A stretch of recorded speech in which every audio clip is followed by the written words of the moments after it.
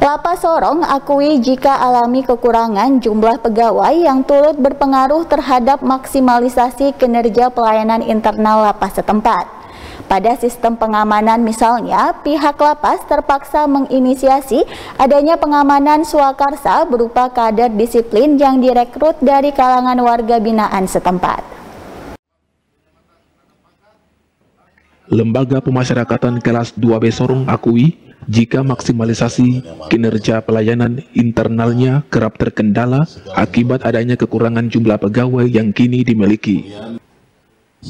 Realita tersebut disampaikan Kalapas Sorong Gustav Rumaikewi usai gelaran upacara penyematan tanda pangkat dan pengantar tugas CPNS ke PNS Angkatan 2019-2020 Kementerian Hukum dan HAM Republik Indonesia Kantor Wilayah Papua Barat pada lingkup Lembaga Pemasyarakatan kelas 2B Sorong Senin pagi.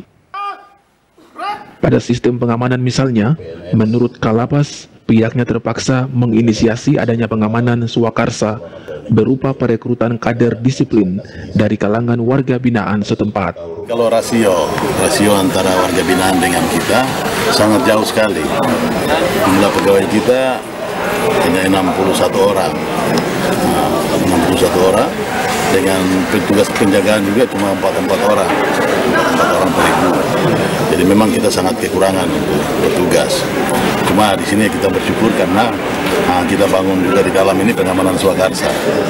Pengamanan swakarsa di mana dari warga binaan itu kita lihat mereka yang punya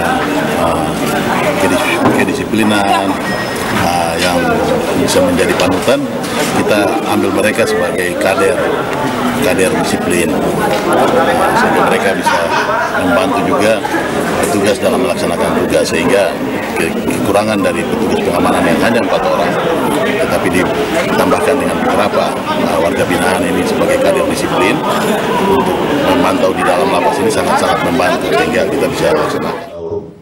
Terkait itu, pengusulan penambahan kuota pegawai pun kini dijejaki lapas setempat.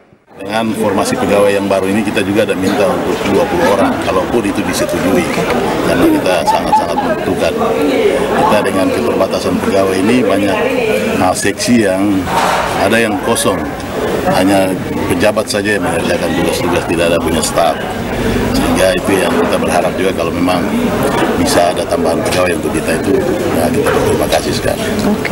Untuk secara representatif sebenarnya butuh berapa banyak sih pegawai untuk mengawasi sekitar 400? Kalau kita dengan instansi lain, misalnya kepolisian, kita bisa lihat rasio satu warga binaan, satu tahanan itu ada kalanya dikawal lebih dari 1 sampai 2 orang. Nah, kalau kita di sini bahkan 1 orang bisa sampai jaga sampai 20-30 orang gitu. Kalau misalnya 4 orang yang jaga di penjagaan ini, otomatis 2 orang bagi, berarti 1 orang ngawasi 100 orang. Kalau itu isinya 400 gitu.